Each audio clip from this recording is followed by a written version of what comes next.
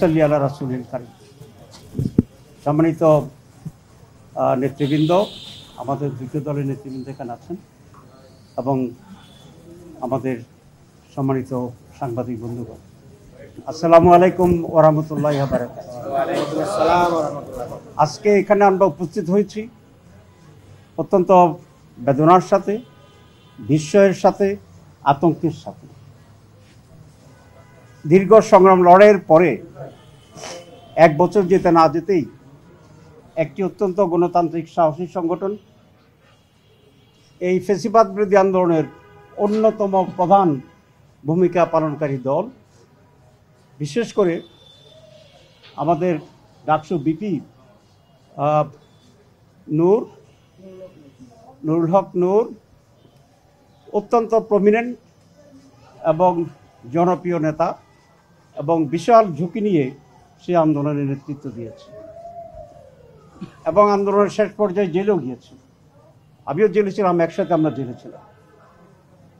এরকম একজন নেতা, তার উপরে নৃশংস এই আক্রমণ, এটা কল্পনাতীত এই সময়ের জন্য। আগেও অনেকবার তার উপরে হামলা হয়েছে, বিরোধী শক্তির হামলা করেছে, আমাদের সাথীদের পক্ষ থেকে কোনো কোনো জায়গায় তার উপর আক্রমণ করা হয়েছে। এই ঘটনা পিছনে কোনো দুরভিসন্ধি আছে কিনা এটা অবশ্যই খতিয়ে দেখতে হবে। সরকার, আমি আশা করি, এটা উদ্ঘাটন করবেন। আমাদের দিক থেকেও আমরা এই পিছনে কি আছে সেটা বের করার চেষ্টা করছি এবং এটা আমরা করব। আমরা পুলিশের যে ভূমিকা দেখলাম এবং আরও অন্যান্য আইন প্রয়োগকারী সদস্যদের যে ভূমিকা দেখলাম, এটা আগের অত্যাচারের কথাই আমাদের স্মরণ করি। এই সরকার আমাদের এই আন্দোলনের ফসল এবং তাদের সময় এই ধরনের একটি ন্যাক্কারজনক ঘটনার পরে প্রায় 24 ঘন্টা হয়ে গেছে। এর ব্যাপারে যে যথাযথ ব্যবস্থা নেওয়ার কথা ছিল, সন্ত্রাসীদেরকে আটক করার কথা ছিল এবং সন্ত্রাসীদের পিছনে যারা মদত যোগাচ্ছে বা জুগিয়েছে তাদের উপরে যেরকম একটি সিদ্ধান্ত ব্যবস্থা করার কথা ছিল, আমরা এই সরকারের পক্ষ থেকে সেটি দেখছি না। আমরা এই জন্য চূড়ান্তভাবে নিন্দা জানাই, এরকম ন্যাক্কারজনক কাজ ঘৃণা করি এবং তাদের ব্যাপারে অনতিবিলম্বে কঠোর ব্যবস্থা গ্রহণ করার জন্য আহ্বান জানাচ্ছি। আমরা আন্দোলন করেছি, আমরা নিয়মতান্ত্রিক আন্দোলন করেছি, আমরা স্বৈরাচার বিতাড়ন আন্দোলন করেছি।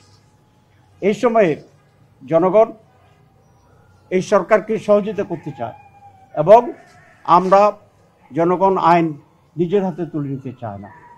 কিন্তু জনগণ বিক্ষিপ্ত হলে, প্রতিরোধে যদি ঝাঁপিয়ে পড়ে, তাহলে ভারতের দালালদেরকে যেভাবে মোকাবিলা করেছে সেরকম একটি শক্তি এবং মোকাবিলা যদি করার পরিস্থিতি তৈরি হয়, তাহলে কিন্তু এই সরকারকে আর অনেক বেশি সমস্যার মোকাবিলা করতে হবে।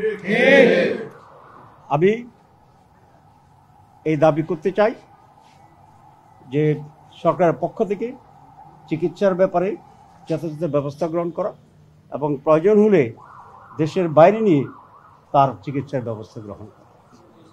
আমরা জুলাই আন্দোলনে যারা শরিক ছিলাম সকলকে নিয়ে আমরা বলবো এবং এই ব্যাপারে কি করা যায় সে ব্যাপারে আলোচনা করে আমরা প্রয়োজনীয় কর্মসূচি দেব।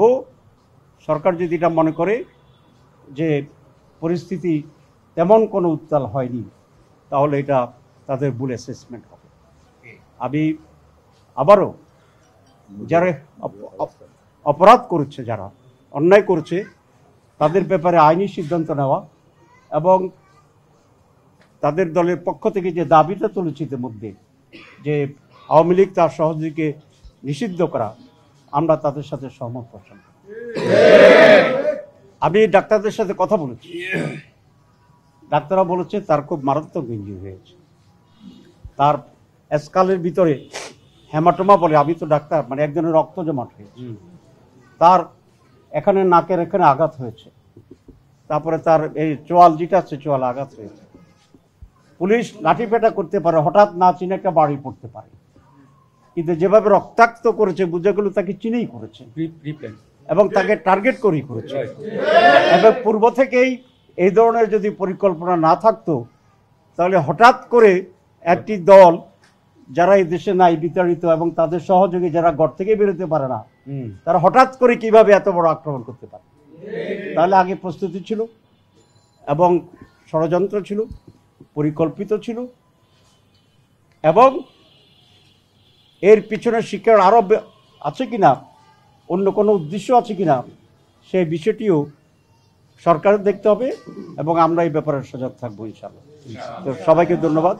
নায়েব, আমার একটা ছোট প্রশ্ন ছিল, সেটা হচ্ছে যে জুলাই গণঅভ্যুত্থানে নেতৃত্ব দেওয়া একজন নেতাকে লাঠিচার্জ এবং অন্যদিকে জিএম কাদের, জাতীয় পার্টির যিনি ফ্যাসিস্ট সরকারের আমলে যারা তাদের একচ্ছত্র অংশীদার ছিলেন, তাকে নিরাপদে সেই স্থান থেকে সরিয়ে নেওয়া, এই দুটো ঘটনার ভিতরে আপনারা এই বিষয়টা কিভাবে বিবেচনা করবেন? না, আমরা খুব স্পষ্টভাবে এখানে সরকারের অবস্থানকে নিন্দা করি, ঘৃণা করি এবং এর পিছনে যে আরো বড় ধরনের ষড়যন্ত্র আছে বলে আমরা মনে করছি।